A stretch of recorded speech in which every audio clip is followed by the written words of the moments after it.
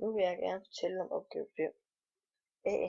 Arbejdsintensiteten er fast, så det betyder, at den er uafhængig, og pulsen den er ikke fast, så den er det omvendte af arbejdsintensiteten, så den er afhængig.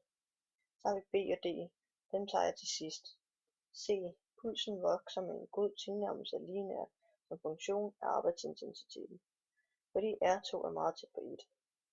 E.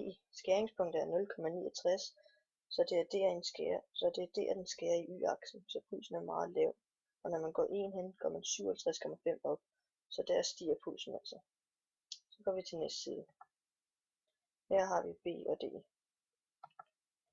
Vi har lavet et regneark, hvor A er lige med arbejdsintensitet, og B er pulsen, og det er oppe i regnearket. Så har vi så sat alle tallene hen i en graf, hvor puls er x-aksen og arbejdsintensiteten er y-aksen. Så fandt vi ud af, at D, altså ligningen på en ret linje, som er y, er lige med 0,69 x plus 57,5.